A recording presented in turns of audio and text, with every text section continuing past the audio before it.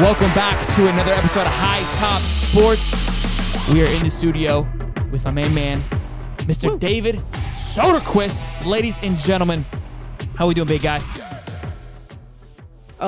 Just another day in High Top Sports world, ready to get it going. Let's get it. Let's go. It's the best day of the week. You boys already know. You're fired up. It's 8:35. We are live, ready to rock and roll. Had some news. A new coach just came on board. We're going to talk about that. We got Bustin' Uglies. I'll explain what that means to you guys in just a minute. We're also going to go over Bryce Young. Is he overrated? FSU and Clemson joining the SEC with Holly a little bit later. Miami equals a dumpster fire. We already knew that, though. 2024 recruiting. Juwan Johnson. Is he coming back? He's coming home? Tight end coach news and other Florida Gator news. It is a jam-packed show. We have some exciting things to go over. It's February, but we're fired up. We're almost at March. Oh, it is March. Sorry, it's March 1st. I almost forgot. It is March 1st. February is over. I hate February. We spring forward here. Go ahead. I said 28 days in February. Yeah, 28 days in February. We spring forward here in March, which I get excited about. So, guys, welcome to the stream. Make sure you guys drop a like, show some love, subscribe if you're brand new. Clint Clements, what's up, baby? F is Fanatics. What's going on, big guy? Welcome to the stream. Mr. Nobody is back. He has his vision, boys and girls. Good to see you. Q Lee, what up, baby? Johnny, how we doing? Muddy Waters, TK Gator Nation. James Lyons, how we doing? Hunter, Mike, Gators 15. What up, boys and girls? Welcome to the stream. Stephen Chad, what up, baby dog? Chomp for life. The whole fam's here, and I love it. The energy's hot. We're fired up. Let's have a great show for you guys in store. Do you want to do it, Steve or Dave? Or do you want me to do it? How do you want to do this here? I guess you can start off and then kind of give me the floor. How about that? Scared money don't make money, you know? So we have some news, something that's been in the works for a while. I saw you guys kind of hinting at it on Twitter. I really don't know how to say this, but we're making the Army just a little bit stronger, boys and girls. And this face you see here to the left or right of me, however it appears to you, is becoming a full-time family member to the High Top Sports. And will be joining the show. As you guys see him, he's already got some articles written for us coming out in the next few days. So make sure you guys tune into that. Check out the link in the description for our website. We're beyond stoked to have this. Again, this is a conversation that's been in the works for a while. We've been working on how we can figure this thing out, how can we make this stronger. This is the three-headed monster now, boys, with Dave, myself, and Steve. So we're excited to grow this family. Got some big plans in store. And I'll pass it over to you, big guy.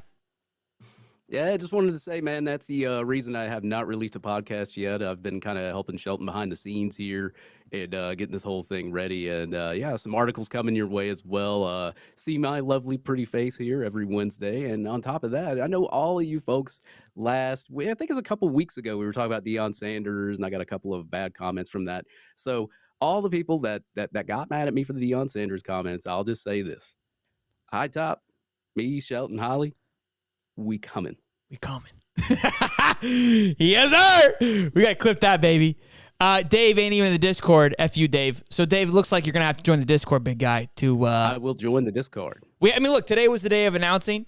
It looks like Mike Litters isn't here, which is kind of crazy. I had him on the show Friday night for Blackjack, and he can't even join the live show. So, Discord friendly, make sure we hold him accountable for not being here. JT says, Big Dave, hell yeah, go Gators, baby. Gator versus anybody says, welcome to the fan. I think everyone's going to be pretty excited about this. Todd Freeman says, LFG, let's effing go, baby. Look at that. $5 for the man, baby. How about them Gators? Let's go. Little love from F's Fanatics. Congrats to Dave. Everybody's fired up. As we should be. I feel like this is my birthday, man. It feels like a birthday. It is a birthday. It is the new birth. So we're excited. We love it. Busting Uggles. We're ready to rock and roll and have a good time. Normal Guy, what's up? The next thing I want to go over really quick before we get into football talk is, I don't know, for those of you that are kind of diehards, been around there for a long time, we had about in September or October, I had this idea where I wanted to bring, other talent on, singers on, because I wanted to do like a concert style. I still like to do that. It's just hard to find people that are willing to come on here and sing in front of you doofuses. We had this man, Trey from the Fae. Come on, Trey Lewis. Incredible guy, had the most incredible melody you've ever seen, had the rattle going, sang beautifully, okay? This past Sunday, the man was on American Idol, and it was absolutely incredible, so cool to watch, and I want to show you kind of just a quick clip of this and how awesome it was, how great he did. Congrats to Dave. And it's just awesome to see, somebody who we had on here just a few months ago freaking gets a golden ticket in American Idol. So it's really cool to see that. I haven't watched Idol in over 10 years, and I really don't care for Idol. The show's not as fun as... And that American Idol, man, that is a really, really hard show to even make it as a finalist or even the first round past that, because I live locally here in Atlanta, and I had a couple of friends a long time ago try out for that show, and there's thousands and thousands of people that audition for that show, and some of the auditions don't even make it to TV. So for him to even be on TV, to even pass like even the first round, I don't even know what round he's in, but to even do that and accomplish that's one hell of a feat right there anyway. Yeah, I was explaining to my wife, she didn't realize, like, she just showed up. It's like, no, they go through a pre-qualification to get to that point. So he got said obviously yes by somebody else, and then to get said another big yes there. I see him going pretty far. So he's out there slinging springs, baby. Yeah, dude, he's such a cool little character too, man. I love it. But yeah, let's move on to some Gator talk here. We've got football incoming. Monday starts spring football. It feels like we never left. I felt like we stringed ourselves together from football season to football season. We've made it. Now it's going to be, I can't wait for the articles to come out, the photos of practice. We still have no wide receiver or tight end coach. Do you expect that to happen in the next few days, or do you think we're going to have that on hold for a little bit? I have talked to a few people, and it's kind of up in the air. I would say I don't know if they're going to have one by then, but also the dead period is over with now. So like March the 1st, kind of the quiet period. And the only way a recruit can be like contacted in a quiet period is if they're on campus and a coach is in front of them. Like they can't call them, they can't do anything like that from what I know. But I would say you need to hire somebody fast just to get them in to the recruiting part of it. As far as spring practice goes, I would say I would say even if you started spring practice, maybe a week into spring practice, and then you hired somebody, or maybe like midway through or something like that, I don't think it hurts too much. But from a recruiting aspect, you do want to get somebody in there and have them start recruiting for this next cycle, because obviously, William Peeler, he wasn't known best for his recruiting at tight ends. So, you kind of want to get somebody started in that department. First of all, a wide receivers coach, Kerry Colbert, obviously he's going to the NFL as well. You definitely want to replace that position. And there's a ton of names that are floating around everywhere. And, but as far as I would say, if you start spring practice now, just a little bit, and then you hire somebody, I don't think it hurts too much. Oh, yeah. I mean, I like you said, I don't think it's going to impact coaching on the field, but definitely for recruiting purposes, you want to kind of fill that shoe in as quickly as possible. And then the time came out for the spring game, which is going to be on a Thursday at 7:30. Again, we plan to be there. High Top Sports. You're going, right? Yeah, I'll be there. I'll be down there. I think it's. I don't know what time I'm going to leave in the morning, but I'll be there at some point. So it's 7:30 game, so I get plenty of time. It's about a 4-hour drive from where I'm at. Okay, so we'll figure something out once we get closer to. We'll have a game plan. I'm trying to connect with Florida to see if we can do something pretty cool on the field. I don't see why they would, hopefully. It's like, pulling teeth to do anything exciting for these guys. Sometimes they're a little old-fashioned in that. But we did get a new hire today. Okay, Florida Gators. They're not sleeping on it. You want to talk about that, Dave? Who we were able to pick up? It happened like a few hours before the show, and it's like, you guys, can we get the timing a little bit better so we can do some homework beforehand? Yeah, I mean, it was kind of crazy. I thought they had already hired a wide receiver coach or tight end coach when I saw it on the timeline, but I was kind of like in the middle of my gym session, and I was like, "What is this?" And then it was a new assistant, a new defensive assistant, Alan Brown. He's had 6 years there as a cornerback coach at played as a quarterback at Eastern Washington. Eagle coaching staff, strength and conditioning. This is all from Sports Illustrated. Cornerbacks coach over there at Cal Poly, defensive quality control analyst at Cal in 2022. Oh my God, I'm tripping over my words, Shelton. But yeah, I mean, I would say it's not one of those hires that you're just like, oh my God, holy crap. It is an analyst hire, but the more analysts that you can bring on to help out, Corey Raymond there in the backfield defensively and some of the other guys, I mean, it's always a plus. So, Sure. I mean, if you can hire on any other kind of assistants or any other things of that nature, I mean, as I said, it's a good hire regardless. No, absolutely. I think, and right now with what Billy's been able to do, I think we have to trust in his hires. And I just released a video today about the wide receiver coaches and what is that potential here. Obviously, Hartline is the kind of the flashy name that everybody's talking about. I said in my video, do we think this is going to happen? I know you kind of had some talks with a few people. Like, is it possible? You never really know. From what we've seen and what Billy's done, I don't see Hartline being the right move.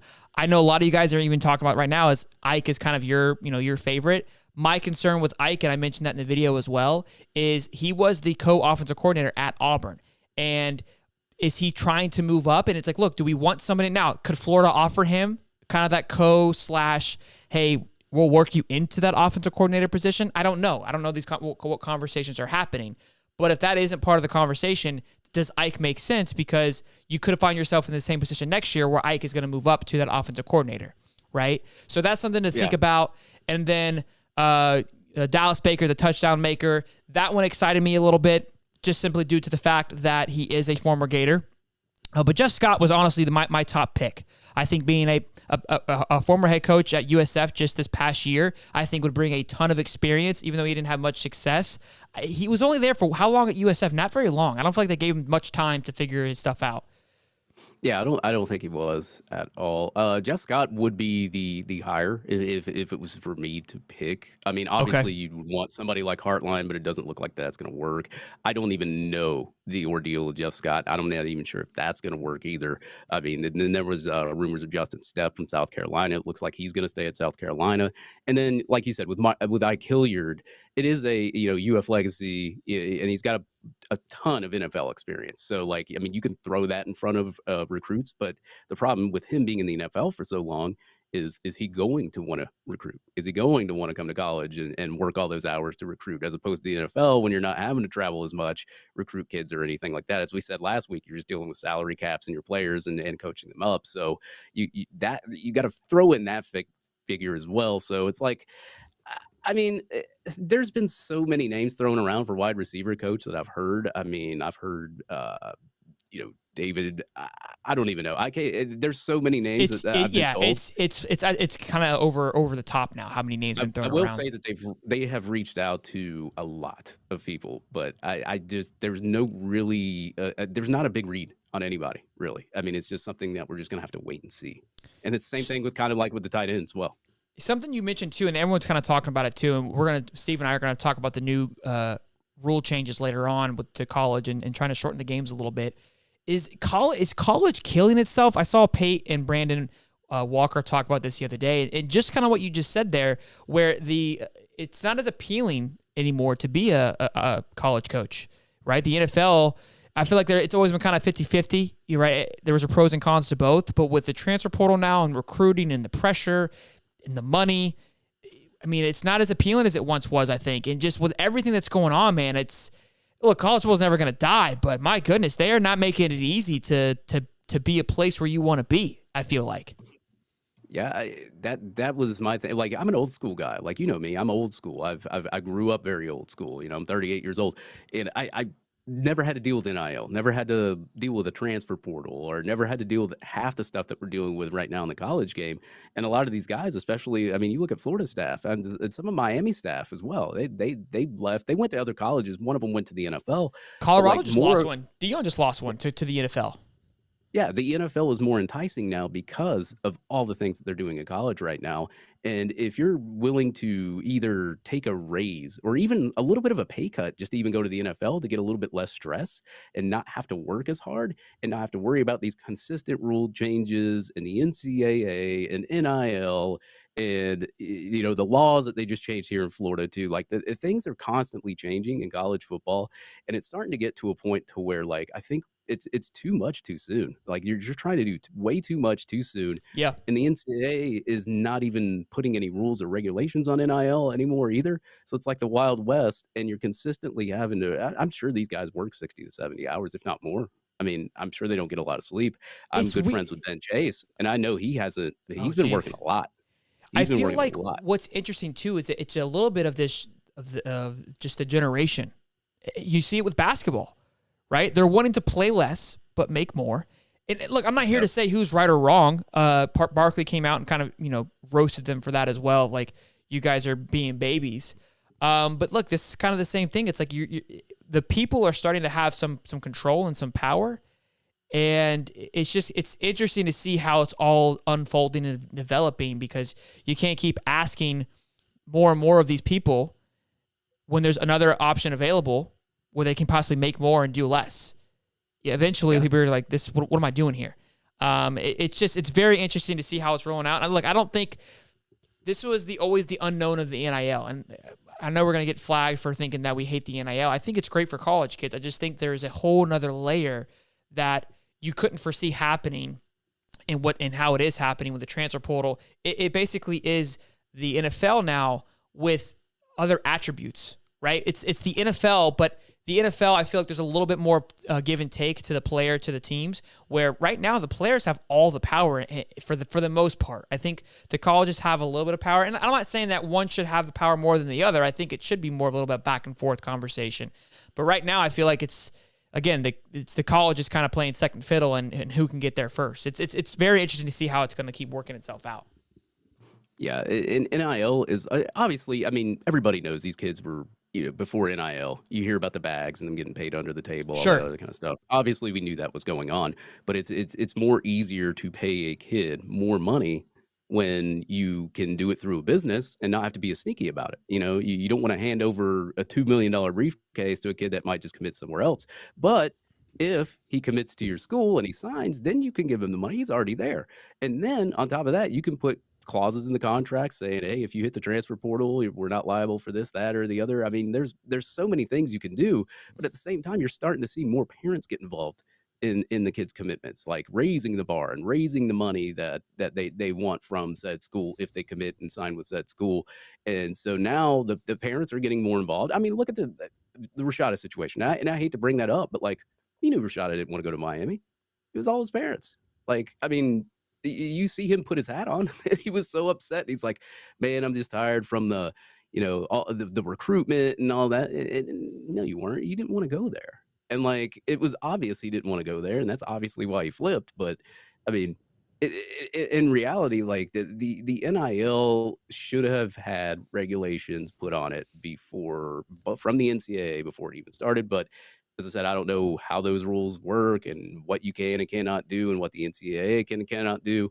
But just to jump into it with no rules like that was just the dumbest thing I could ever think of. Now, of course, the kids do deserve to benefit off their name. 100%. Like I think that's what people are going to try to mix up with this is like, oh, we don't want the kids to get paid. That's not it at all. It's just we're simply just talking about the negatives that nobody prepared for.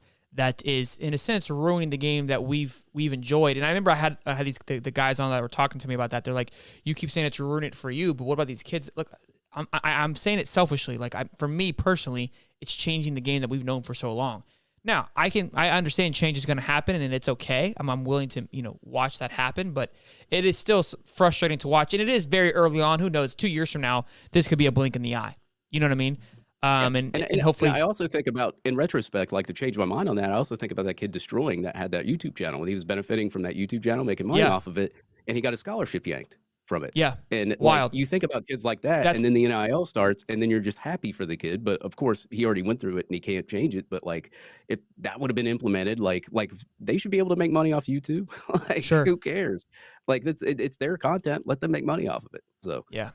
We got a little bit of a sidetrack there, but it was great conversation, so I appreciate it. And shout out to Todd Freeman for the $20 dono. Says Natty Loading Boys with the up arrow.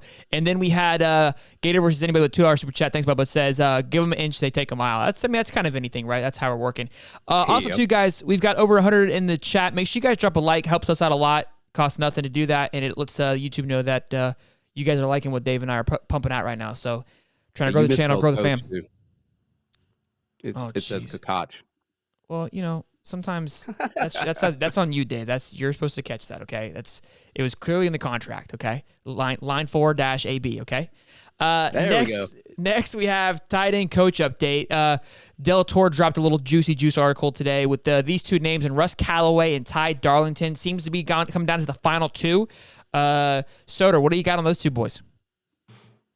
Really, as I said, these are names being thrown out there right now. Ty Darlington, obviously, he was an assistant here for 1 year. Then he went and he's coaching somewhere at some weird college. I can't even remember the name of that college. But, for him, it would technically kind of be an upgrade, Like, if you're going to, if he was an assistant there and then, like, he goes to school for 1 year. Yeah. Some weird, I've never even heard of that school. But if he was to come back, there you go. Like, it would be pretty much an upgrade. And then you have the other guy too. And it's just going to be upgrades down there. And like losing William Pegler, to be honest, and I don't want to say anything bad about him. Obviously the NFL had interest in him, so he does something right, but it's not like he recruited at an elite level at tight end. It's not like we had major tight end production, but Billy Napier's system really doesn't call for major tight end production anyway. It's more for like tight ends run blocking situations every now and then, go out for a catch or something like that. But I mean, losing Pegler, and even if you were to upgrade somebody from the staff or get somebody, maybe, I don't know, maybe even on his level a little bit better, it would be an upgrade to me, to be honest, anyway. But I'm more concerned about who they're going to hire at wide receiver coach. But obviously, you need somebody that can go out there and recruit at least at a fair level tight end play, because Keon Zipper is going to go. Tight end is a move, man. I mean, we see what the great teams this past year. I mean, they had great tight ends, so I think it's going to be an important aspect. I think honestly, right now, it's just we need to get somebody. It's kind of where I'm at with it. Yeah, I mean, and like you could take a wide receiver coach and make him a tight end coach too, because it's basically you could just it's the same thing. Yeah, under one role. Yeah, and maybe we add another analysis and just take the wide receiver coach and make him the dual coach, right? We go out and get, hey, let's say we pull Brian Hartline, throw an extra cheddar that way, but he's just going to take on both. I'm cool with that. Real quick, Mr. Nobody says, I thought you guys were trying to be clever with the coach spelling, and I see someone else in there said, yeah, I thought the same thing. To be fair, that lets me know that we've done a great job in convincing you guys that we like to be clever with our titles, and I'll take that as a W. That's totally what it was. Well, you fucked it up, Dave, because it was until you started talking shit.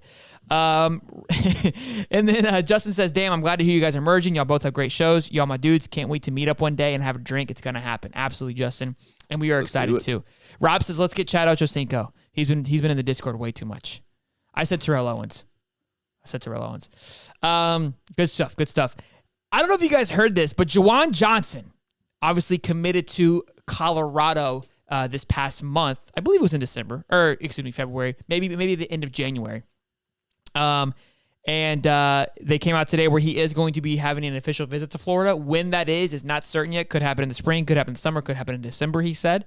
But it is interesting to say that kind of name got brought back up and that Florida's not bowing down from that fight and going to keep knocking on that door. I love hearing that. We did a great job, in my opinion, with John Walker from UCF. I felt like we fought all the way into the end, even when he did commit to UCF. That was a kind of a burn that we lost that one, because there was a lot for a while there. We really thought that we were going to have that. But it is interesting to see that, hey, like they vocally have come out and said, yeah, we're going to keep pushing on this. And I'm glad that he's coming back for an official visit. Look, him committing as early as he did, obviously we know anything can happen. It is still big for Colorado. And there is something to be said with it being Colorado and Coach Prime's first year. How many kids will utilize committing to Colorado to get a little bit more, clout to their name, to where other teams are like, well, what does Coach Prime see in him? Maybe I should go say, hey, right? And they take advantage of that and end up flipping on Coach Prime. Again, this isn't a knock on Coach Prime, but with it being new, how do you utilize, again, kids are already doing it by putting the cap on their table. They're already maximizing and utilizing the brand, what he's building in Colorado, to their advantage. This could be one more level of like, hey, I'm going to say I'm committed to Colorado to see if people are going to be more excited to see, hey, what am I doing, right? But we'll see how it plays out. Look, I could be completely wrong, could be overreaching here, but it is something to notice because it is his first year. We don't know how it's going to play out in a full season of recruiting for Coach Prime. Wouldn't that be the first time that somebody's flipped somebody from Coach Prime? Well, at least I know at Colorado, but like, I don't know if he did what happened at Jackson State. Obviously, nobody kind of had their eyeballs on it the same way. Yeah, but so it would be the first time. Yeah, I don't think anybody's flipped from Colorado yet that committed. Yeah, so it would be massive. It would be huge. Again, that's the noise, right? You even hit on it even more by saying if he is the first kid to do it, then he'll be part of another headline. Right, so there is a little bit there that, look, we talked about what Coach Prime is bringing in, the excitement that he is bringing in. These kids they're smart and they're utilizing and maximizing off of that same type of energy, whether it's good or bad from that kid. I can't think of his name right now, but he was like the number 16th recruit in the country, the number 1 athlete. Travis Hunter? No. He committed to, oh man, where did he go? I think Washington, I believe. Not Washington. Nicholas Harbor, he tweeted that he was at Colorado when he wasn't. And everyone got mad about him. Like, look, he's just trolling what Cormani did just the other day. Like, he dropped a little pinpoint. So everybody's, again, utilizing the name. It'll be interesting to see what happens with this, especially because I thought Jawan was gone. And for the fact that he is coming back for an official visit after he's already visited Florida is very interesting to see. And we'll see how it works out. Yeah, and he's pulled a trifecta. He's stolen one from Miami, stolen one from Florida State. Let's hope we're not next on that target list come a signing day or two. But if we can be the first to flip one from him, massive, that would say something too. But in retrospect, he could just say, okay, you got one of my guys. I'm going to wait till signing day to get one of your guys too. Because that's how Prime is, man. He'll do that. He'll sneak it up on you, but we'll see. I mean, you never know. Yeah, 100%. Let's see here. Jeez, you guys are killing me. These comments. Next, we have, obviously, 2024 recruiting. So we have 5-star offensive tackle Jonathan Daniels. We'll be visiting. Is it this weekend or is it a couple weekends from now in March? Do you know? I believe it was this weekend. This weekend, I hope so, because this one DJ is going to be there. So On3 has him as the number 1 offensive tackle, 5-star. We know Cam Pringle was the number 1 offensive tackle, who was a 4-star according to 247. Obviously, these ratings will probably adjust throughout the year. We expect that. Right now, On3 has him as a 5-star, ranked 9th nationally, and the number 1 offensive tackle. Right now, he's got Florida State as his top offer at 31%, and then Florida has him at 24 according to On3's percentage. Look, I know we have our differences on 247 and On3. I do like what On3, how they have their percentages a little bit more. It's a little bit cleaner look. I do enjoy those. And sometimes it favors us, the On3 does, over 247, so I'll go to On3 for that. And look, he's going to be visiting this weekend. I say this, I preface this every time before I go into it. You guys probably already know I'm a broken record. I might as well just put it as a button. How we don't land these 5-star studs is crazy. I feel like this is a must get, in my opinion. We're going to talk about Jarrett Gibson in just a minute, the number 1 running back. But to me, this is a big one, right? With being the number 1 offensive tackle, number 2, however you want to look at it, doesn't really matter to me. When you've got DJ Lagway, who's been very vocal about landing top offensive tackles, okay, with having a monster running back room right now, Montrell and Trevor and Trayon, okay? I mean, a 3-headed absolute beast, in my opinion, on top of Bowens, who right now is committed to the class, okay? A lot of studs. A lot of great offense. Multiple offensive lineman coaches, right? Like we have to finally land one of these guys. That's got to be a priority, in my opinion, for Florida and Billy. This one, to me, is probably the number 1 must get. Just because with Cam Pringle off the board, who we lost to South Carolina with, that one hurt a little bit, right? We're missing out on talent. Now, we can make up for it. I know we've got a couple guys from Ponte Vedra, 3 stars, things like that. But just simply to calm the noise of Gator Nation, landing a 5-star offensive tackle after the misses we had last year would be absolutely huge. So, Yeah, you got to make a statement in this class, especially the way that you started. And on top of that, as a quarterback, a 5-star quarterback as well, the first two things you should be looking for is your receiver. It should be offensive line first because you want to be protected. You want to have those guys in front of you to protect you so you can throw the football. Second should be your receivers. Obviously, the running backs do help out the quarterback. Hand the ball off, takes less pressure off the quarterback, especially if they can get 5-6 yard chunks or 10-yard chunk, whatever.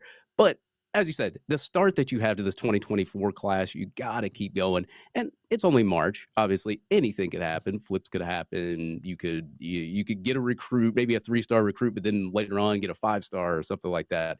But as a quarterback, that's exactly what you want. Is you want your offensive line to be able to block for you, and on top of that, get you some wide receivers, tight ends as well. But like the first priority for a quarterback, in my opinion, would probably be offensive line. So and you got a 2025 kid here too, visiting on campus, a 5-star guy, offensive tackle Mason Short there. Of course, that's a year out. So your primary target is going to be your 2024 kids right now, and getting Daniels there would start the trifecta of other offensive tackles, other offensive linemen, internal offensive linemen, wanting to come to Florida as well. I mean, flipping Roderick Kearney last year was huge. Unfortunately, down the stretch, we couldn't get Sampson, and Francis still stayed with Miami. Sampson we all know that would have been a great addition. That whole ordeal, but luckily we hit the transfer portal pretty good with offensive linemen. 100%. I think look, he's done a great job with that, and that to me speaks volumes. Like, look, if you're pulling these guys, he's like the Keontae Goodwin 5/4-star from Kentucky was a big pull. Again, done a great job in the transfer portal, and I'm not worried about like this year, but it's why can't we recruit these guys? What are we missing? And that's what the question marks are going to start raising if we can't land one of these, right? I mean, D-line as well. Harrison Sanchez says the same thing. Have to land. I agree. Look, and sometimes we get caught up in the stars, right? And I find myself doing it too because it's flashy, it's exciting, it gets us fired up. I would honestly be okay if we land 2 good 4-stars as well too, right? But when you've got a guy like this who's committed to Florida State, we should be able to beat out Florida State, in my opinion. They got Florida State, Miami, I think, is involved as well. But we should not be losing to Florida State. Florida State has not been a proven record to recruit well. Transfer portal, I would be okay losing to Norvell in the transfer portal. That's acceptable. We can't lose to Florida State on the recruiting trail. That's just, you can't lose to a girls' school. No way it's going to happen. Real quick, you can't lose to your rivals anyway, and even in state. Yeah, we can't do that. Make sure you guys, again, show some love here. We got over 150 in the chat. Please drop a like. Means a lot to us. Helps us out. And show some love. Really appreciate it, guys. Next, obviously, is Jarrett Gibson. It looks like it's set in stone. He's been Wiltfonged, which is basically a lock. I don't think he's missed any this year. Maybe one this year. Is he perfect this year? Let me see. He hardly misses, but I don't know about this year. I haven't checked his record. He's 91.36 for 2024 picks. I don't know who he got wrong, but I'm sure that kid dropped 15 spots after the fact. So only if he told him he was going somewhere and he didn't go. Oh, Nicholas Harbor committed to South Carolina. That's what happened. Okay. I'm looking at all of his predictions right now. I don't know who he missed on. It doesn't show me. I'm not going to go through everybody. But the guy doesn't miss, and he has crystal balled Jarrett Gibson, the number 1 running back from Gainesville. Okay, literally our backyard, to Texas. So this one hurts a little bit. I think we can all say. But I remember before all this noise came out that he was a money guy, that he was chasing dollar bills. This would be the back-to-back classes for Texas and landing the number 1 running back, which is impressive. Okay, that to me is kind of, look, you just had Bijan Robinson, who's going to be a phenomenal NFL quarterback or running back. Excited to see him play. Maybe that's speaking some volumes. Obviously, landing Arch Manning last year helps a little bit. I know they landed some great offensive linemen as well, too. But it seems, look, there is a point here. And I know I'm going to get flack for this, too, because this is the typical fan move, right? It doesn't go your way. You kind of talk it off the ledge, like, no big deal, right? It doesn't matter. It does, from my conversations with DJ Lagway and just the noise from this, it was always a fan want, not necessarily maybe a coaching want. And what I mean by that is, obviously, we see the stars, we see where he's located. We go, this is a no-brainer. He was already committed to Florida, right? Seems like it should be like an absolute lock. But there is a point where maybe Florida's not interested, right? Maybe what he's asking for and what Florida's willing to break with is, hey, I'm not ready to, I don't want to do that. And we're never going to know that. We'll never know that. We'll never see that. Billy's not going to come out and say, yeah, we didn't pursue Jarek. Like, once we had him on campus, it wasn't the same. The vibe wasn't there. He didn't fit into the culture. We'll never know that. And I'm not saying that's the case. But even when we had a Lagway on, I go, hey, what about Jarek? Go, yeah, he's a great guy. We had him on. He spoke more about other players. Jeremiah Smith, he's brought up before. He's brought up, obviously, a lot of offensive linemen. He spoke about Stacey Gage. These guys he brought up, right, where I had to bring Jarek Gibson up. And Jarek Gibson was there. We played Madden, and he was there like that 2 days ago, right? And again, this isn't a knock, but there's more to this than just always a star, right? Chauncey Bowens, obviously being a 4-star running back, doesn't have the star or the one next to his name, but he is being highly sought after, right? Yeah. And I think, and you spoke to that kind of before the show is, look, he's a stud. And that could be part of it too. It's like, look, I think we want to get one more, but he might be the guy. And Jarek's like, I'm not here to share. I could argue, well, why are you going to Texas that just landed the number 1 running back from 2023? I mean, you're going to be fighting reps with that guy too. But what's your thoughts on that? Yeah, I mean, you talked before this. There are kids out there that doesn't matter where they're from. They could be from any part of the United States, even Hawaii, whatever.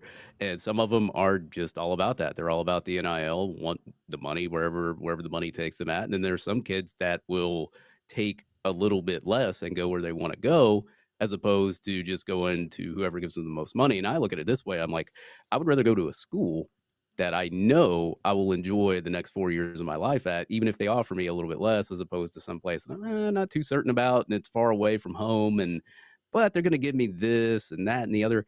But that's just how I think. But there's other kids that think just in that whole realm of, just NIL, and this is kind of what we're living in right now. And you heard Billy Napier say he's not going to get into bidding wars.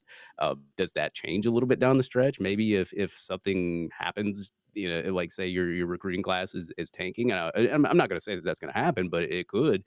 And then you're going to have to decide, well, should I go after some of these kids that are about the NIL and bring in some other kids that aren't really about the NIL, because he's trying to change the culture there too.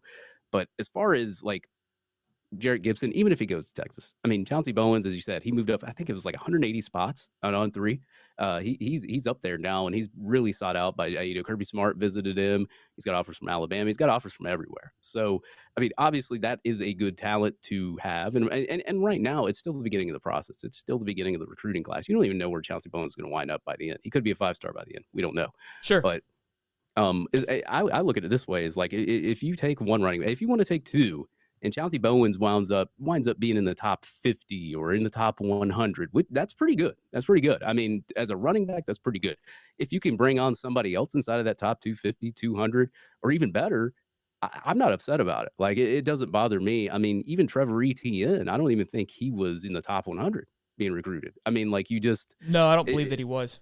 More running backs are rated highly based on their speed and their size. Like, sometimes, like, you could have size and not speed, be ranked like 150 and be one of the best running backs out there in college football. I mean, we see Marshawn Lynch. He wasn't the fastest guy, but like, dude, guy's plowing people over at Cal.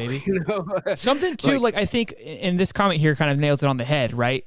Character guys are going to be so much more valuable in the age of NIL. So how I look at this is, think about, let's compare this to the NFL, because that's kind of where we're headed, right?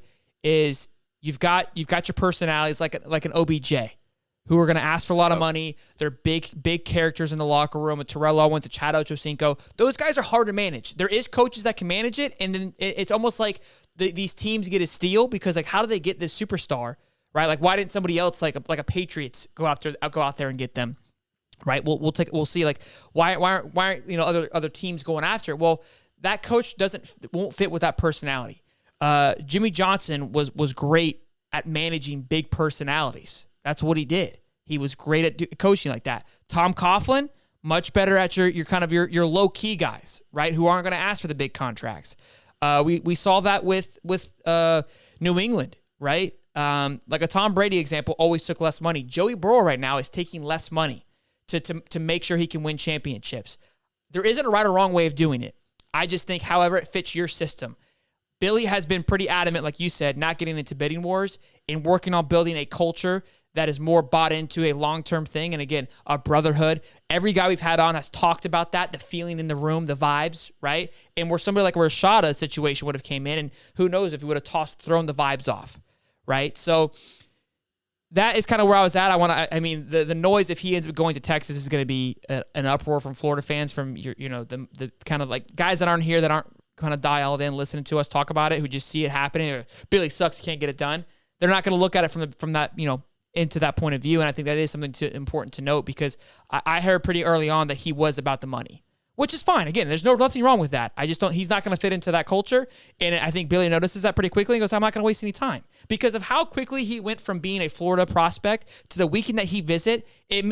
Radio silence. We didn't hear any more about it. He wasn't really talking about it. He dropped down on 247 and on 3 on where he was going to be landing very quickly. It just kind of went hush, which tells me the visit didn't go, I think, as like both parties planned. Yeah, and maybe the staff told him that maybe he's not a good fit there either. So that could have been very much there as well. Yeah, so that's what I'm saying. For how quickly he went from being at Florida, he was committed. He commented, said this is home, to just being, I'm going to Texas, literally within like a week and a half. Tells me it wasn't that Florida or Billy dropped the ball. There's more to it that we just can't see. And we also got to look at it too. It's just a crystal ball, so that doesn't necessarily. I mean, it's Wilfong. It is Wilfong, but he has been wrong before. I mean, but it's still it's. I don't look at crystal balls this like entirely too early like this. Even if he was to commit to Texas right now, I mean, you still have what March. You got all the way to National Signing Day, February, early signing day, December. All so much could happen between now and then. And I'm not saying he would flip to Florida, or he could flip somewhere else. We don't know. As far as getting I don't get too worried about recruiting this early in the cycle, because you're going to have kids that are going to decommit, flip. It happens every cycle. I'm not saying he's going to do that, and I'm not saying he's not going to go to Texas. But as far as I'm concerned with the just crystal balls from this perspective this early, I don't really get too concerned about it. But as I said, the staff maybe could have told him, hey, you may not be a great fit here. You might want to go look elsewhere. And maybe Wilfong got whiff of that or something like that, and then put in the crystal ball for Texas. We don't know. This is all just a guessing game at this point. Sure. But as I said, Chelsea Bowen's in your class right now. We'll see where he goes. Hopefully he stays in the class. Looks like maybe he might, but sure. It's just way too early to overreact on just recruiting as a whole right now. Absolutely. And Harrison Sanchez says, anything new on Jeremiah Smith? The last we heard is he's visiting sometime this month. Was he on that list that you sent me? I don't think that he was. I know DJ's trying to get him this weekend while he's there. I think that was the agenda, and I would hope he goes this weekend. If there's a weekend that he goes, this is the weekend that I want him to go, because obviously the 5-star offensive tackle is going to be there. If we could also team that up with Jeremiah Smith, that would be huge. I would love to pull Jeremiah Smith too. Again, I'm not going to be bought into these guys. Offensive tackles, the trenches, that's kind of what I'm more bought into right now. I think DJ is going to do a great job putting the other pieces together, especially with Chauncey Bowen and Darius Hayes. I think we're making the right moves and getting the right pieces put together. So, moving on, let's actually, we're going to talk about Miami a little bit. Honestly, not too much there. Steve, you want to hop on? We'll go into, we'll talk about Miami shortly, and then we're going to go into the transition phase. Miami is a dumpster fire, which we love seeing. So to talk about this, you got more information on this than I do. The drama has been an absolute hoot to keep up with, but what's going on with Miami? Well, apparently they took the Cavender twins out to a dinner as a booster, taking some kids out to dinner. And of course, Mr. John Ruiz, who likes to brag about everything on Twitter and doesn't know how to just stay off of Twitter and keep his mouth shut, and probably would have got away with it, gets caught doing it.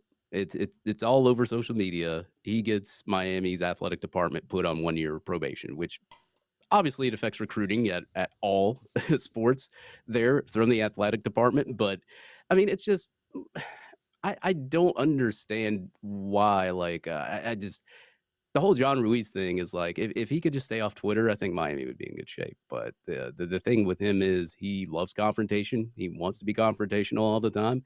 And if you want to be confrontational and you want to brag about everything and you want to do this and say that you're wiring checks to people or whatever the hell that you're talking about, go ahead and do it. It just helps everybody else out, and it helps the NCAA out just investigating your school even more down the stretch. So you can keep on doing it. Every time I log into Twitter and I log on John Ruiz's Twitter, I laugh. It's a hilarious comedy every day because he gets into it with so many people. How he gets affected by it is beyond me. It's definitely fun to watch. Anytime Miami is in the news negatively, look, just like any fan base, they tried spinning it and putting it back on us. it's been a blast to watch it unfold. But we'll see how it Go ahead. And also, you got to think about the students that are already committed and signed. They're looking and seeing all this, and they're like, "Man, I signed an NIL deal with this guy." Like they're sitting here looking at it like, "Oh my God, this guy's so stupid." Yeah, but it's definitely. We'll see how it plays out. Moving on to our transition subject with Mr. Steven Chad. Welcome, my guy. We had a super chat from James Lyon there for $20. Says, "I miss you, Holly." So there you go. We brought him in. You see how we queued that up? Perfect timing. That's why I'm here, fellas. That's why I'm here. Missed you guys. How's everybody been doing today? You're not going to freeze on us again, are you? Yeah, please. Can you get your Wi-Fi? Can you pay for a better Wi-Fi? I mean, I'm looking to do what I can. You know, I'm giving the best I can with what I got. Why are you delayed, Sweet Pea? Can you back out and come back in? You look a little delayed. I don't know what's going on. Back out and come back in. All right. He looks a little delayed. Maybe he got older. I don't know. Maybe his Rua's disaster has opened the door for Sodquist elite tweets. Dude, look, this was part of the relationship why we brought Holly on. Or excuse me, why we brought David on was simply due to his Twitter game. It is impeccable, boys and girls, okay? Like I feel like his humor doesn't translate onto the screen as it is on Twitter. Like it is incredible. It is absolutely incredible. We were talking about Soderquist's tweet game, Steve. Steve's starting to get a little bit. It's kind of weird. Steve tweets at High Top like talking shit as if he isn't part of High Top. Like it's like he's like we're like big brother, and he's trying to tear us down through his tweets, promoting promoting Big Game Boomer's tweets while trying to slander High. It's a very weird situation going on. I don't know how to handle it. Like I don't know what. Like I'm like, what are we doing here? Good and well, that's not the truth. All I did was pass the message along, so it was on the page for High Top, so you had access to it. No, that was today. But you posted something about, what was it? It was a jab. You threw some shade like a week ago about something about recruiting. Yeah, you know you did. So clearly Steve was feeling a little buzzy and doesn't even remember talking that much shit. Oh, here we go with the buzzy thing again. My gosh, with you guys. All right, let's make sure before we get into any further, make sure you guys drop a like, show some love. Let's get to 100 likes before the show's over. Uga is arrested again, and we'll bring Uncle Glenn's comments into it because he's been running his mouth all day. Let's talk about it, boys. This is how many arrests is this now for the dogs in this past 7 months? It's got to be like 10 plus. It seems like. I mean, like I don't know what they got going on down there, but it's not good. I almost tweeted this out just to get on Georgia fans' nerves and just said that there's culture problems in Georgia, but I declined. But yeah, man, it's crazy, man. Like it seems like every time you turn around, a new Georgia player is getting arrested for something. And I like I said, I don't know what's going on down there, and I know the situation we're about to talk about is nothing to really joke about because it was a really tragic situation. But yeah, I mean, it's just insane. Every time you turn around, you see a new news article. Somebody getting arrested, and I have no clue. I just don't know what's going on. So here's my take on it. I'm going to get a lot of shit for it because I always get the closet Georgia fan, okay? And the reason I have to defend this because it sounds like the 2006, 2008 Florida Gators. Like, we had some dogs on that team, okay? Most of the trouble that's happening, outside of, I think, one arrest, I could be wrong here, most of them are leaving and going to the NFL. I would say a majority of them are leaving, which honestly compliments what Kirby was able to do. Kept him locked in for the time that he was there. And then as soon as the leash comes off, they go buck nasty. Like, he can't control that, right? So is it a culture problem? Or, I mean, he just basically keeps it like a prison and keeps these guys kind of just locked up, and like finally they get to go and have some freedom. They don't know how to handle it, right? It's like the homeschool kid up till he's 16 years old, then goes off to college and starts just humping everything that moves, right? Because he finally gets to go out in life. That's what it could be like, which, again, is that good or bad at Georgia? I don't know. If it was happening internally, I would be way more excited about it. Like if it was current players, guys that are playing now, supposed to be playing next year, kind of like Alabama's basketball team, that would fire me up a little bit where I would be more inclined to talk shit. But these are guys that are going to the NFL, which is just going to allow for Anthony Richardson to move up in draft positions and end up going number 1 overall because Georgia just can't seem to keep their shit in line. That's how I look at it. Well, the other crazy thing is, look, if we go back, just take a step back a decade. How many times did we see players getting in trouble? Like if it was just like a DUI or if it was just something petty, just ridiculousness. How often did we see players like, let's go back even a little further. ESPN started their, 8 p.m. broadcast when Chris Ricks parked in a handicap spot. You know what I mean? Like it just used to feel like kids got in trouble a lot before the NIL came around. And now the NIL comes around and these kids are making $250,000, $800,000, potentially $1 million. They don't get any trouble at all. So let's kind of look at it like, well, the NIL maybe finally had some kind of an underlying benefit to it because you just don't see these guys out there being idiots all the time. And it used to happen to Florida State, Miami a ton. I think one of their players killed another one. But you just don't see a whole lot of that. What's going on with Georgia? Everybody wants to point at Georgia, but if Georgia was third in the SEC East this year, would anybody care that a player that was leaving got in trouble? And if I'm not mistaken, is again to Sodquist's point, as tragic as it is in what happened in that situation, they were having a party after the national championship parade. This kid's not even a football player for that university anymore. So again, I don't know if it's a Georgia thing. I don't know if it's Scenario maybe the thing. NIL's doing good. Yeah. Well, we're just bringing I think the NIL may be doing a little bit better good than what we think it's doing. I like your points there because so they're basically saying, hey, like before they weren't making money and they didn't, the money kind of changes your focus on things. Before it was just like us as kids, you just go outside and get in trouble and shoot firecrackers at one another and you break stuff because you don't have on your off time. You've got nothing to do because you don't got any money to go anywhere. You go to a nice thing, so you just do dumb shit and end up getting in trouble. Second, Coach Kevin says we know social media doesn't help.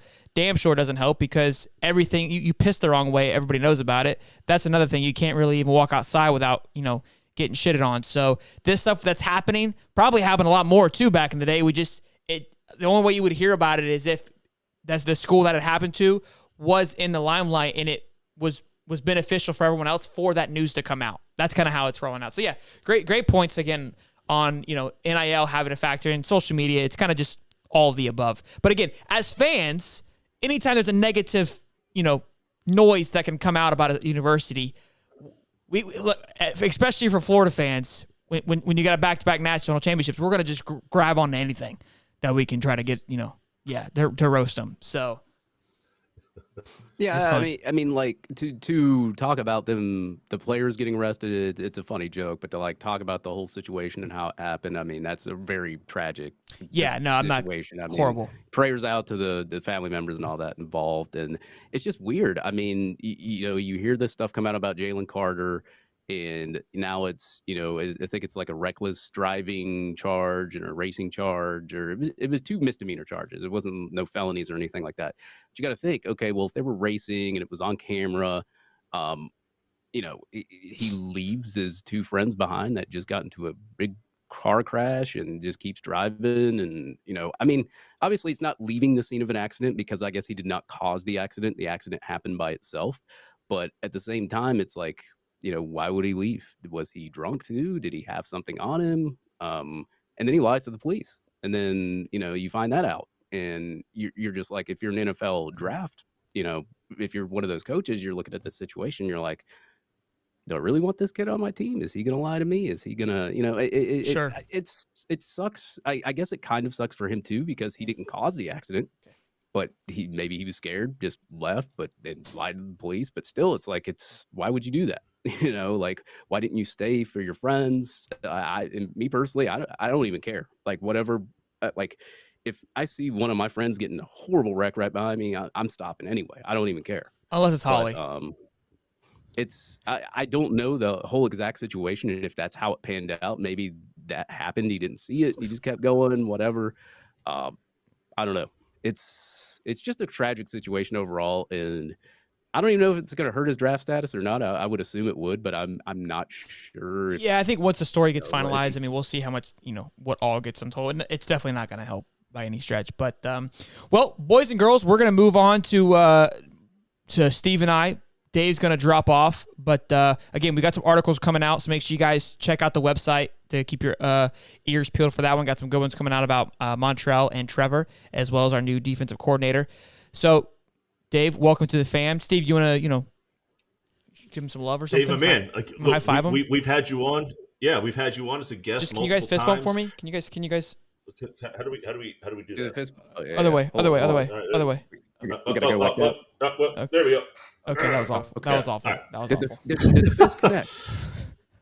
Well, close enough. Soder, my man, you've been a great hanging out with us. Obviously had you on as a guest for multiple weeks, and you just bring so much knowledge and just entertainment to the channel itself. So super happy to have you, my man.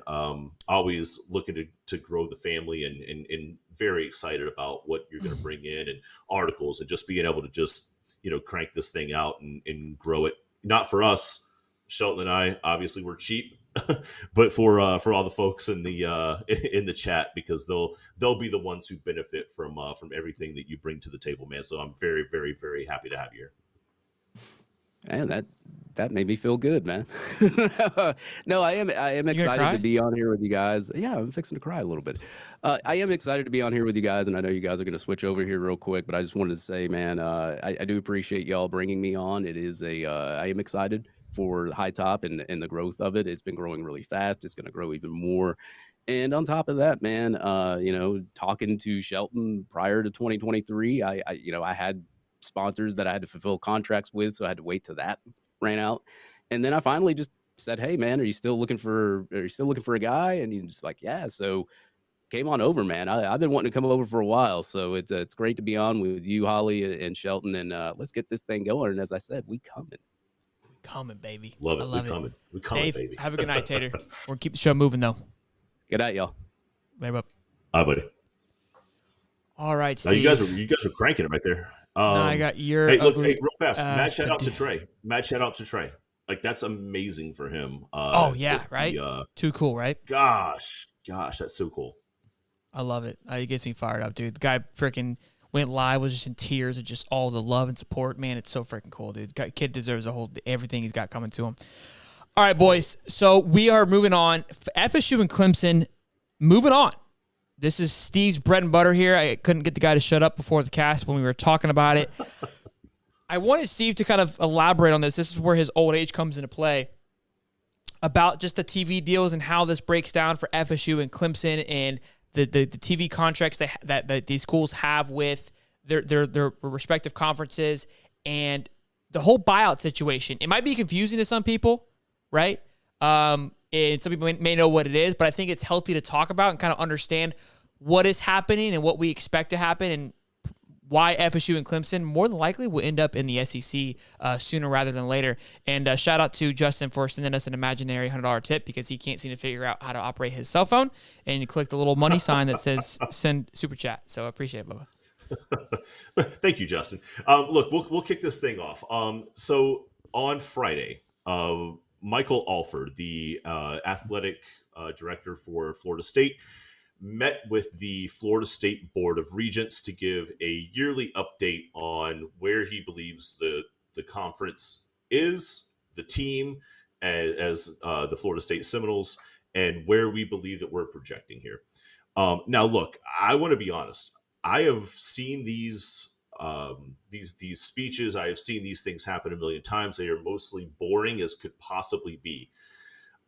But Michael Alford came out and he flat out told the Board of Regents that it is, quote, impossible for FSU to keep up with what is happening in the SEC and the Big Ten. The Big Ten right now going into 2024 is going to have an $80 million per year payout per team year after year after year. The SEC, starting in 2025, is going to have a $74 million payout per team year after year after year. The ACC, as of right this second, has a $42 million payout, and they are under contract until 2036. 13 more years before the ACC can renegotiate that number, which Michael Alford he threw the haymaker.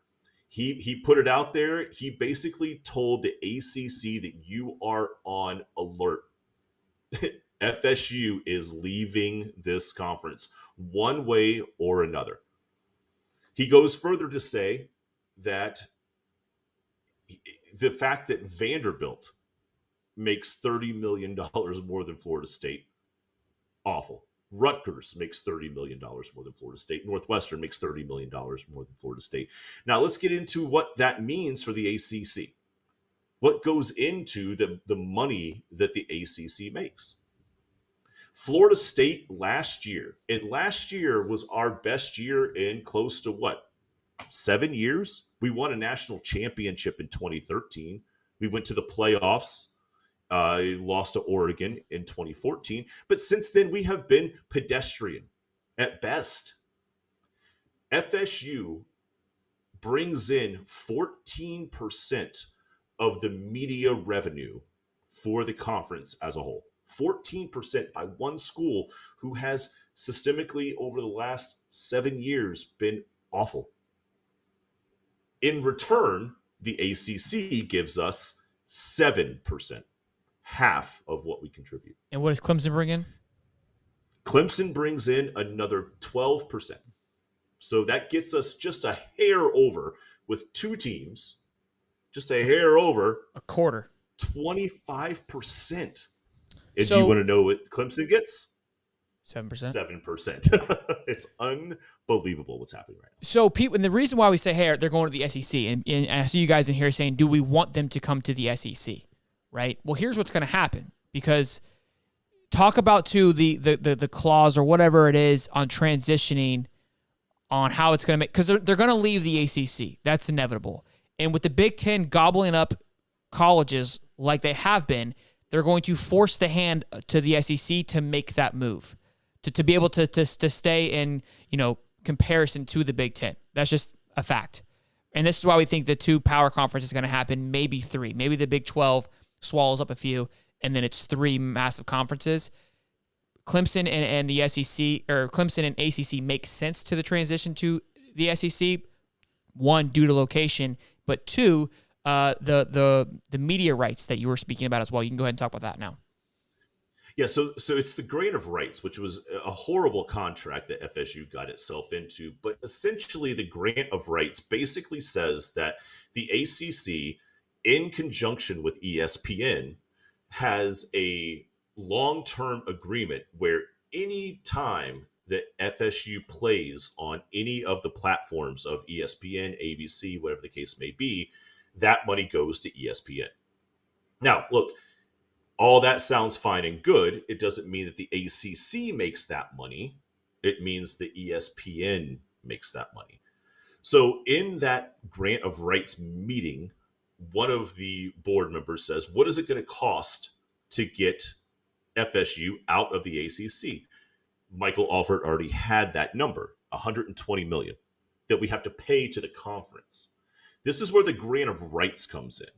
Because what would happen is that if FSU played on another platform, let's say if we play at Notre Dame, there's no money made for ESPN because it's at a home game for Notre Dame. They get the media rights, which is why Notre Dame is systemically tried to stay as independent as possible, because they get 100% of anything that happens on that field. Now, recently, the SEC cut media ties with CBS.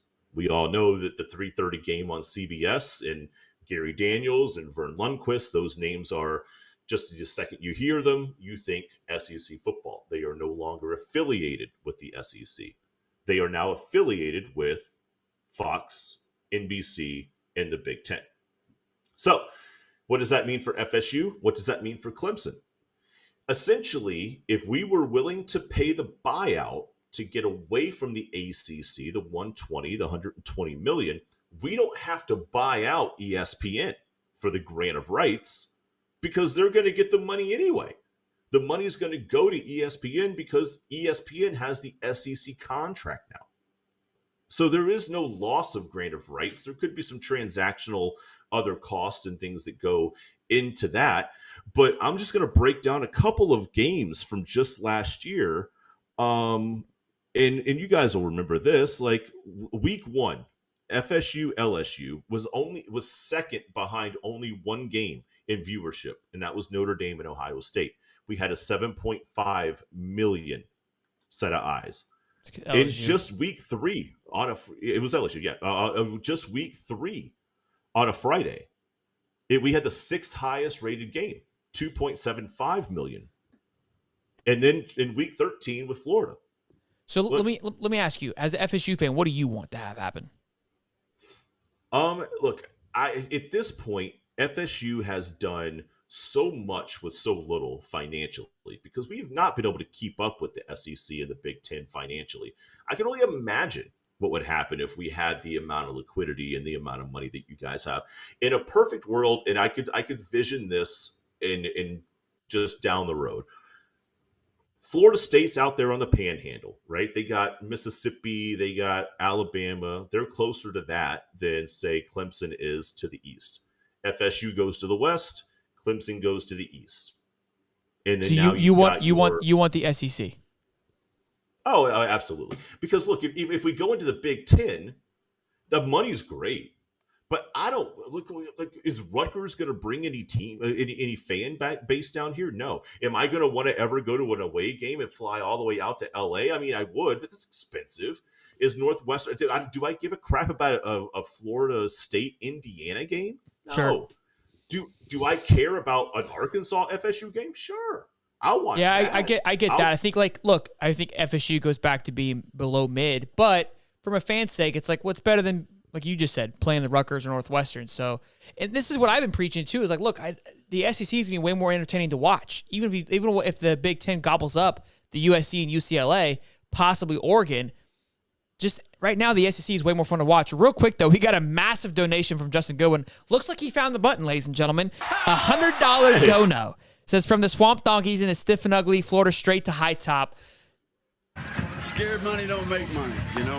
Hey, well done for finding the button there, Justin. We appreciate it. Justin, wait, I recognize your thumbnail. Didn't you and your wife call me from your shack one time on the live stream? Is that who that is? Or girlfriend? I don't know who it was. They called during the live stream to show off their man cave. Is that who that is? Yeah. Yeah, remember? Yes, I was like, holy shit, I was on the TV. Oh shit. I now just recognize your. That's why he's drunk. He's a little tipsy. Look at that bar back there. Let me see if I can zoom in. Yeah, look at that. Oh, that feels like that's the TV. Oh yeah, because she kind of. Can you change? Can you do me a favor, Justin? Can you change your profile picture and have us on your TV? Look, small ask, just up to you, but just the little things, you know. But appreciate the love, man. That's awesome, Bubba. That means a lot. That's crazy. You guys are wild, dude, with the donos. That means a lot. I'm glad you found the button. Good stuff. Look, I think great information there, Steve. Steve's been holding that one. Yeah, he said yes, the wife did. Good shit. That's awesome. Steve's been sitting on that for a while now, so I was glad he's able to jerk that one off and get it out of his system. It'll be interesting to see. I think it's going to happen sooner rather than later, but it'll be fun to watch. Again, I know we as SEC fans really don't want that to happen, but I think it'll be fun to have FSU to finally have a real schedule. I think it'll be fun to have them have a real schedule. Real quick, non-football related, the quote that is just traveling around, and the reason I bring this up because I am not going to tell you my opinion because I want to hear what Steve has to say first. You like that? Can you read us the quote, Steve? My gosh, can you be more specific? You were supposed to do research on this and be prepared for this. Did you not look up the quote to have this conversation? Oh, this is, are you talking about Giannis? The Giannis on KD. Did I not say that? Giannis basically put it out there that if KD needed help on how to win a championship without going to a super team, to call him up and let him know. That was actually well summarized. Okay, I was going to pull it up, but well done. Yeah, what is your thoughts on that? Everybody's losing their mind on it, that Giannis overstepped, that it was disrespectful. What's your take? Okay, so one, we don't know what the relationship between these two guys may be, right? This could be a situation where Tiger handed off a tampon. Those two guys laugh it up, they chuckle it off, and they go have a beer. Whatever. I don't know what their relationship is. It could be fine. It could be funny. It could be a dick move. I don't really know because I don't know those two guys. But in Giannis's like kind of favor here, he's kind of right. Giannis won a championship with the team that he started with, played with, and won a championship with.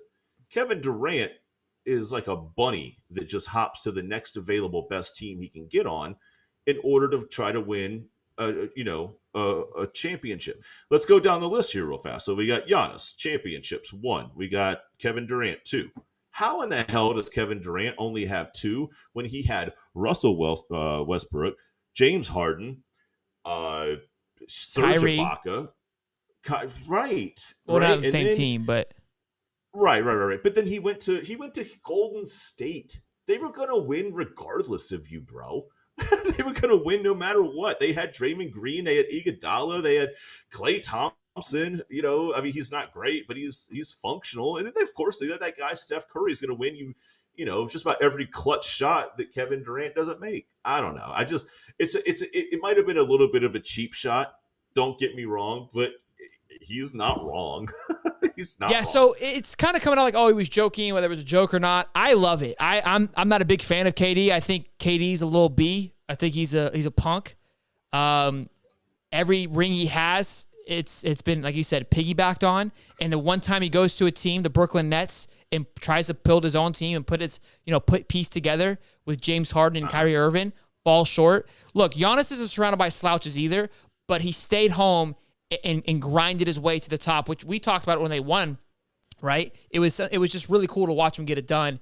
And look, again, he's surrounded by some studs. It's not like he's just him by himself. He's got Chris Middleton there, Drew Holiday, great group of guys. PJ Tucker, I think, was there when they won the championship as well. But it wasn't like he picked up, moved a bunch of guys over like LeBron did as well.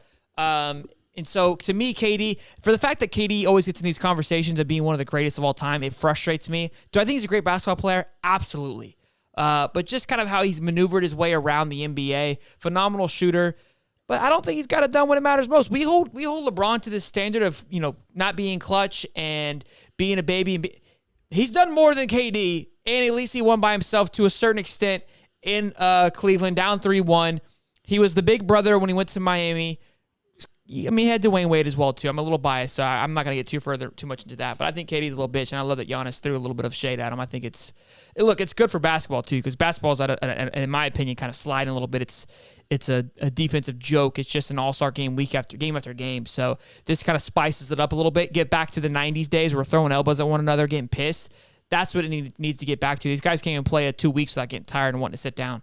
It's getting ridiculous, honestly. That's unbelievable. Load management. If I've never heard such a stupid term in my life, like load management. You sound like you at work. Like it's like 2:00 and you're like, it's been a long day. It's time for me. Time to hit the old dusty trail. Yeah, he's like, you know what? It's honestly, it's load management just getting out of hand. I think I'm gonna take it to the crib, and then we don't hear from him for 3 days. Well, I'll think about it at the house, and then I'll get back. Yeah, for sure. The next topic we have, which this to me is probably the most important the debate that we're going to have this evening. Hopefully you did your homework. You better have done your homework on this because I'm going to be pissed if you. Get off of me. Okay, just making sure that you're prepared to have this conversation. It's a big one here, and I need to know in the comments what side you're taking. And if you don't know what side you're taking, you need to lock it in, okay? Because that's unacceptable that you don't have an opinion on this. Haley versus Selena Gomez. Haley Bieber versus Selena Gomez. It's an absolute throwdown right now. And I want to know which team we are. Okay? Basically, it's like Twilight all over again, but real life shit. All right? Sure. Quick summary. Haley obviously stole Bieber from Selena. Selena and Bieber obviously were the greatest couple of all time. Selena and Haley basically was a nobody, okay? Just kind of like a follower who kind of found her way into their lives. I want to say Selena and Haley were friends. Selena and Bieber were obviously rocking and rolling. Selena, during 2014, I think, went away for a New Year's Eve event with one of the Kardashians. Haley then kissed Bieber on that New Year's Eve, which then ended it for Selena and him. And the rest is history. Obviously, they get engaged and get married. And then Haley took some shots at Selena, kind of about eyebrows and all kinds of stuff. So I need to know, Steve, where you lie before I go any further. Look, I'm going to be on Team Selena. I mean, one, I don't like Haley's face. That's to start things with, and then she's gonna put things out there with Kylie Jenner, like basically like bullying Selena on the internet. I'm sorry, Kylie. I was pretty sure that the last time I looked at you, you were like 14 years old, and you're like a bionic woman now because 90% of your existence is like put together via surgery. And then I don't really know enough about Haley. I just her face looks like a foot to me. It's a very square face. It's a very interesting take on how you're choosing sides here, but clearly, yeah. Well, look, and like what we're talking about eyebrows. Like, I mean, look, not everybody wakes up fucking perfect. So you just got to throw some eyebrows on. I don't know. Yeah, look. So it's. I'm glad we can agree on this because if not, I was gonna have to kick you off the show, respectively. But it's Team Selena all day. Okay, for those of you in the comments that are kind of unaware what's going on, you got to lock it in here. Okay, make sure that we all come together as one. It's blowing over my Twitter. I asked my wife, I go, what team are you? She goes, why do you care? I'm like, that's not the question. Okay, I need to know who you stand behind. And she said the wrong, because divorce is on the table. She said the wrong name, and so she's doing some research. Yeah, it's not good. It's touch and go here in the house right now. I had to let her know. Selena Gomez is Selena Gomez. Hailey Bieber is just Hailey without Bieber. Okay, Selena can live on her. If I said Selena, you know who I'm talking about. If I say Hailey, you have no clue who I am. So Hailey, you need to check yourself before you wreck yourself and know who you are. Okay, sweetheart. Okay, because Selena Gomez, if she married, if Bieber was lucky enough to marry her, she would be Selena Bieber. Okay, I wouldn't be surprised if he turned into Justin Gomez. For being honest. Okay, so that's where Hailey needs to understand. It's like you will never be Selena. Okay, Selena got us through the early 2000s on Disney Channel. Hailey, where were you? You were watching Selena, sweetheart, okay? So understand where you lie. Just because you married into royalty, that doesn't mean you are royalty, okay? Sometimes you need to be humbled. Sometimes you need to lock it in, okay? Team Selena boys, pretty upset in the chat that you guys are not aware of what's happening, okay? We're going to move on. Have a day. I'm going to throw Hailey in the same conversation as, what's a old girl who married the prince? Like Meghan? Prince, Harry. Meghan? Yeah. That to me is who she is. But Megan's done more than Hailey has. I guess. I'm not gonna shit on Megan. All right, boys. Last topic before we lock it down. Make sure you guys again like, subscribe. How we haven't hit 100 likes is literally heartbreaking. I feel like most of you must be Team Hailey because you haven't liked the video. So it hurts. It really does. But again, appreciate you guys for hanging out, showing some love and support. Hope you guys love where we're headed with the show. I think the last 3 weeks have been phenomenal shows. It's been a great time. We have been vibing, and it's fucking February. Well, it's March now, but March Madness is coming up, so make sure you guys keep your eyes and ears peeled for that. We'll be doing a bracket giveaway for that as well. Obviously, we do that with fantasy. We had a good time with that, so we'll be doing March Madness as well. Who can do the best? So, Bryce Young. A lot of noise coming out here. This is a fun topic, fun discussion here. I've been arguing with Austin about it at work. Is he overrated, Steve? Is the noise just getting a little too out of hand, you think? Are we going like too crazy like how we are with Anthony on being the number 1 draft pick? Is now like it just seems like we're like in this Matrix world where we're thinking Bryce Young's overrated because he's 5'9"? I don't think that matters. How tall is Mac Jones? He doesn't look like he's 6'5" or anything. I mean, Jalen Hurts has got some height on him. Tua is like what, 6'1" and maybe 6'2". Mac Jones is 6'3". Mac Jones is 6'3", Sweet Pea. So you think Mac Jones is tiny at 6'3"? Bryce Young's 5'9.5". And then I'm taller than Bryce Young. What's Tua? Give me Tua's like 6'2". Tua's tall, bro. I mean, I don't think it matters. Alabama quarterbacks 6'1". Just 6'1". So 6'1". So Kyler Murray's 5'10". That's probably your best comparison. And how has his NFL career been? I didn't think Kyler Murray was a very accurate quarterback, and I didn't think that he was a very cerebral quarterback. I thought he was an athletic quarterback that did very well in a conference with no defense. I believe that Bryce Young has other intangibles that Kyler Murray did not. Size is going to hurt. Don't get me wrong. I mean, what about Kenny Pickett? Kenny Pickett reminds me of a smaller guy with tiny little hands. We've talked about him a few times. He's not tiny either. Or he is. I think he is. I think he's like 5. He's 6'3". Yeah, he has just tiny hands. I'm telling you, bro. Look, that's what I'm saying. You think he's tiny? Drew Brees is 6 foot, which Papa Stokes has put in there. Drew Brees, that was always his concern, right? Which obviously he had success. Honestly, I think about like something like a Doug Flutie, because Bryce won a Heisman. Flutie won a Heisman, if I'm not mistaken. Flutie did not translate well into the NFL, but had great success. I think, could we see Bryce Young being what Alabama quarterbacks were before we had Tua, Jalen Hurts, and Mac Jones? Because remember, before those three guys, it was very systemized quarterbacks. Could those three guys? I'll give you the list. It was Brody Croyle, who had height. Greg McElroy, who is now on the SEC network, if I'm not mistaken, but he was about 6'2", 6'3". And then A.J. McCarron was a relatively tall quarterback, and I want to say he's in the XFL, if I'm not mistaken. He is. Right, so stay with me here, right? So those guys coming out of college didn't have a big brand as a quarterback. Obviously, none of them ever really did anything in the NFL. Great backups, but that's it, right? Number two, we got Jalen, Tua, Mac, all come out, boom, boom, boom, boom, boom. Now the narrative has flipped a little bit to, well, hey, maybe there is good quarterbacks that come out of the Alabama. So is Bryce maybe being a little kind of coming in at the right time, winning a Heisman, not taking the Heisman away from him, but getting more credibility because he is following those guys that just are, having some success in the NFL. But if he would have been maybe, let's say, after A.J. McCarron, would the same hype would have been there? Now, again, I know height isn't everything, right? But Stetson Bennett is getting a lot of flack for not being tall enough. The guy has 2 national championships. And I get a lot of shit for this because he's the male guy and he's tiny. And again, Bryce Young is a phenomenal quarterback on accuracy-wise. We made a little thing about it. I think that guy can hit a pocket tighter than your mom. You can finish the rest, okay? So I don't disagree with any of those things. But I stood next to Austin Barber this past weekend. I am taller than Bryce Young. I look like a midget next to Austin Barber, who is 6'5", 6'6", 380. Austin Barber, mind you, is an offensive lineman. Okay, and I know they have offensive linemen too in obviously college that are tall. You get to the NFL, they eating different. They all big. They all 6'7", 380. Right? That is going to be a factor, 110%.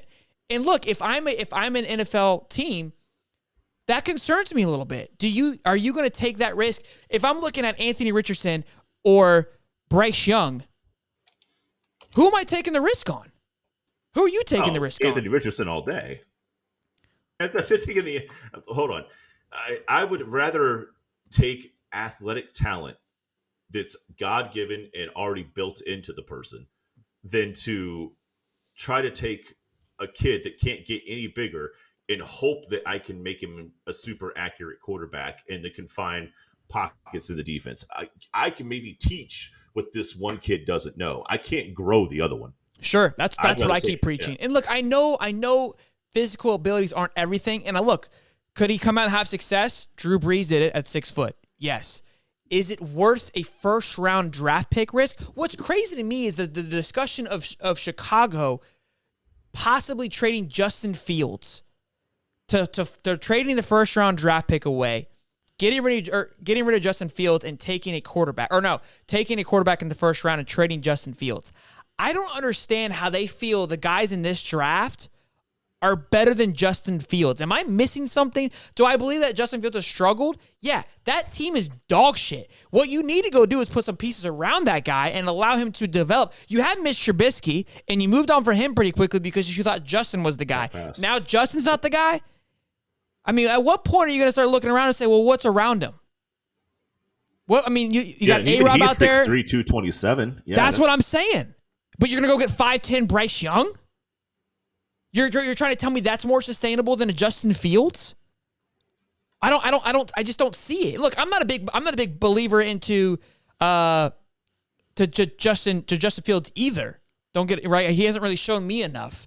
But what's in Chicago? Like, how I look at it is like, when we play fantasy, are you picking any Chicago players, Steve? The only A-Rob's not even there anymore. A-Rob's in freaking LA. I forgot. You don't got Khalil Mack on defense anymore. The team is just kind of a bunch of mid players. You need to take that first round draft pick, give it away, keep Justin Fields, and try to get a slew of picks for this draft and put some D linemen. Maybe go get a Bijan Robinson. I mean, come on. You can get Bijan Robinson later on in the round, and you got an absolute stud there in the backfield. You know what I mean? There's a lot more there that you can go get. Cavecast has shown support for our favorite podcast. Justin Fields was the number 4 overall pick. The number 4 overall pick. I mean, look, I'm a Jaguars fan. I have seen some pretty horrible picks. But my gosh. I don't think Justin Fields being number 4 was a bad draft pick, but that's what I'm saying. Justin Fields was a number 4 draft pick, and they're talking about trading him now. Justin Fields, right. I remember when Justin Fields played Trevor Lawrence in the national championship game, and who won that game? Trevor won. Trevor won, but Justin looked incredible. Justin looked incredible, right? And I remember going into the draft, people were considering saying, should the Jaguars take Justin Fields over Trevor Lawrence? Don't at me. I know for 100% fact that is true. Looking back now that we have 2 years, right? 2 or 3 years? 2 years? 2 years under our belt, would you even consider doing that? Oh, gracious. No, I lied to you. The number 4 overall pick was Kyle Pitts. So where was Justin Fields? He was at number 11. So he dropped pretty low then after the fact. But I know at the time, after that game, there was a lot of noise on should the Jaguars take Justin Fields over Trevor Lawrence. The Bears looked like absolute superstars when they got Justin Fields that late. I know they did.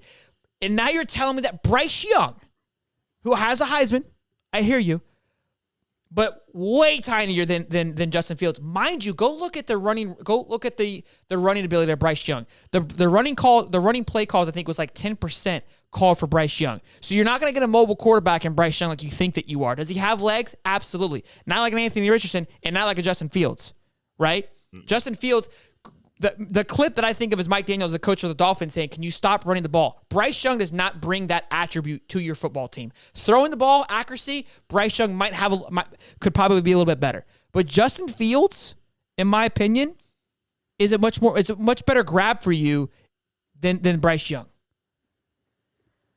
Yeah, so Justin Fields was the number 4. At number 11, he was the number 4 quarterback taken. That's kind of where I okay, who is he behind? That one. Trevor Lawrence, Zach Wilson, and Trey Lance. So Trey Lance, I think, without the injury, was 3 straight quarterbers. Zach Wilson's wild to me. That is, I couldn't believe it when it happened.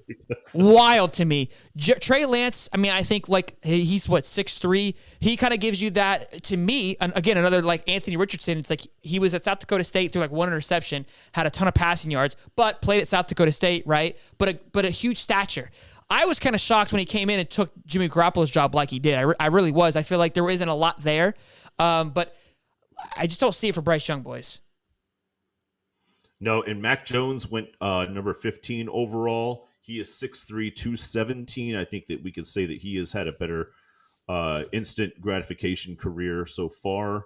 Hillbilly Bryn says Young has something Richardson will never have, and that is between his shoulders. And I couldn't agree more, Hillbilly Bryn. And I think that's what Steve was saying too. That's something that, but again, to what Steve said, you can teach those things in between the head. Now, not everything. There's just, there's a level. Look, I think that'll help him be successful. Is he worth a first-round draft pick? Is he that good? Because he's projected to go number 1 at some people, number 2. It's between him and C.J. Stroud. Right now, he's considered to be the best quarterback. But I'm telling you, once Anthony goes and throws at the combine, it's all going to change because Bryce isn't throwing at the combine. And I think that's going to hurt Bryce. Because if you got the guys that you're going up against going and they have some success and you're not going to throw at the combine, it's going to see. Is he going to throw at his own pro day? Is he going to throw it twice? Yes.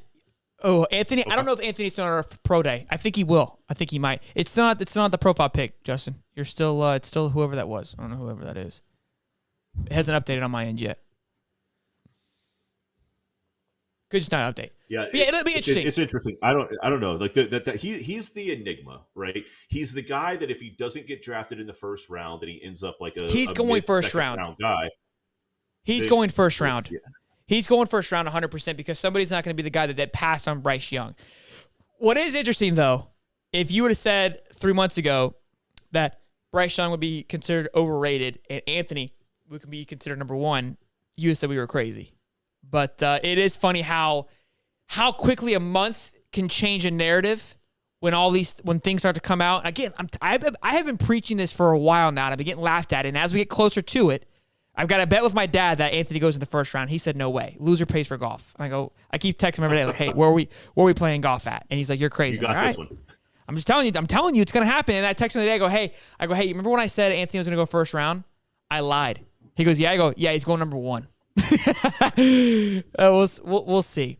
Andrew says Young doesn't play small. Breeze and Flutie knew they were small and played bigger. And look, those are outliers, man. My question though is why doesn't Stetson Bennett getting the same amount of love then? Why is Bryce Young getting so much more credibility? What am I missing? Accuracy? Cool. I got it. Okay, he's better at accuracy. What else do you got for me, big guy? Okay? It's not size. It's not national championships. You can say a Heisman. Stetson was a finalist and lost to Caleb Williams, and Caleb Williams is better than all of these guys that we just mentioned. Caleb Williams will be the number 1 draft coming out next year unless something crazy happens, right? Let's go back to Uncle Lou, right? So going into the middle of the year, right? We love Uncle Lou on this channel. Lou was a little bit pissed off with Stetson in his performance, right? It was after Kent State. It was after Missouri. Yes. I want to say it was potentially even after, maybe the SEC championship or the first. Oh, it may even have been the first. Bryce had a bad game against Texas. Guys, these guys had bad games. What was it that Lou said? Lou questioned whether or not he had an arm strong enough to overcome his size. Arm strength is another issue. But look, I mean, to be fair, Jalen Hurts, I don't know if that last throw in the Super Bowl was real or not, but that wasn't a dart. Tom's never been known for arm strength. I think these guys with arm strength, Josh Allen, Justin Herbert, throw an absolute piss missile.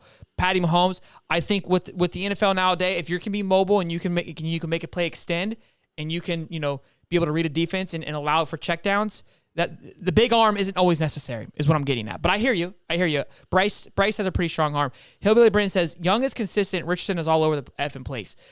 Again, I don't disagree with you, but how much of that can you credit towards the offense? How much can you credit that towards Nick Saban? Again, that goes back to my thought, my idea of 3 years ago. If he came out before Mac, Jalen, and Tua, he would have been just considered another process quarterback, right? Another system quarterback. Excuse me. Anthony Richardson. It's really hard to hold this past year all on him. I said that during the season. I'm going to say that until I'm blue in the face. Do I think he has his weaknesses? Yes. I think because of the dysfunction in Florida with their head coaches is going to, in a sense, help Anthony. And that's also why I said Anthony's not going to come back, because why come back?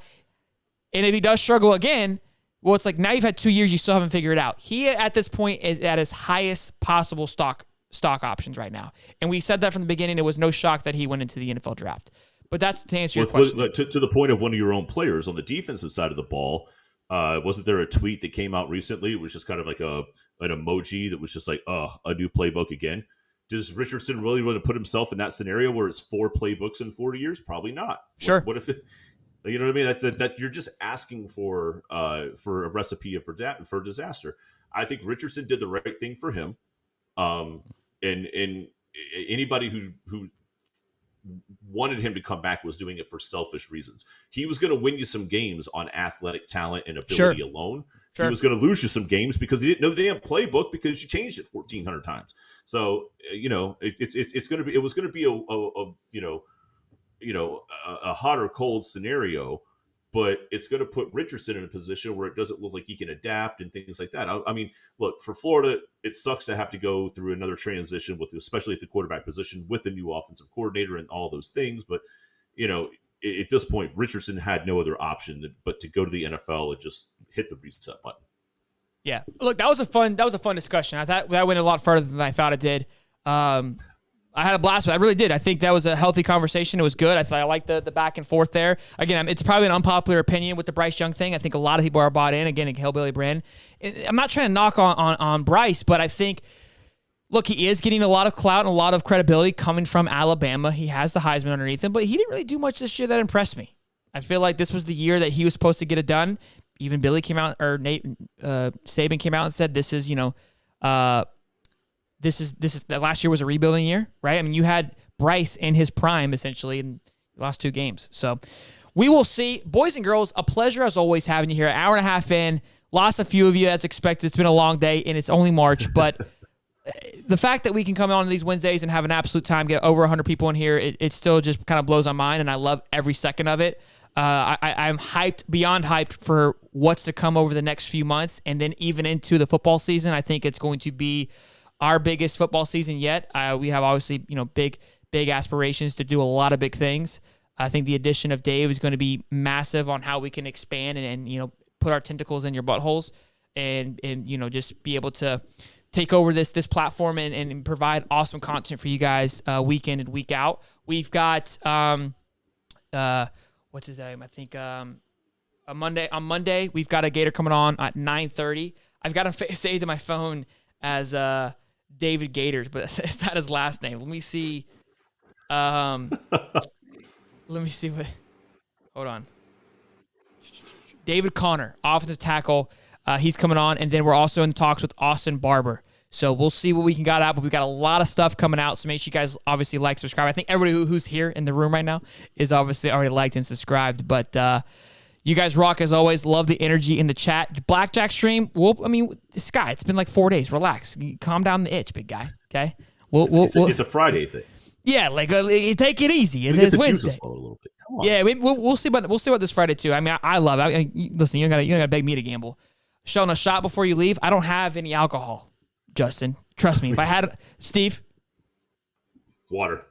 Oh, you're a piece of shit, Justin. I apologize, but yes, Justin and what was your wife's name on here? Cave. What was her name? Cave Cast. Happy birthday to me yesterday. Justin, happy birthday to Cave Cast. Absolutely. There you go. Love you guys Justin, as always. Appreciate you too. We'll drop a picture in there. We'll find a way to take a shot for you. We'll drop a picture in the Discord. Get in the Discord, Justin. Yeah, Justin. Yeah, why aren't you in the Discord, bro? Like, what's up, dude? I mean, yeah, you're on here all the time. Yeah, you're a piggy. You know what I'm saying? Like, what's up? But we got to get a drink though. We got to figure it out. I definitely have to get a drink with the wild you guys, you wild childs. So again, love you guys as always. We will see you next Wednesday. Hopefully we get some recruits coming, man. I miss the recruit streams. I'm ready to get those going again. I think those are going to be big. But you guys rock as always. I love you. Until next time, I am Shelton. And I'm Holly. Bugged it. Let's go racing, boys. NASCAR over everything. Don't wanna sleep in, cause I got something to prove. I gotta take what I hate and finally make a move. I think of you and all the shit you don't do. Well, I'ma make hella sure that I don't become you. I have no regrets, yeah, I'll tie up my chest. I'll never forget what it's like to be in debt. Been stabbed in the back bed, I'll show you what happens. Pass me the mic and I'll show you with action. I feel this pain, you already know. Turn that to gains, let my money show. I've got these things that I can't let go. Stay nasty, boys. Get naked. Love you.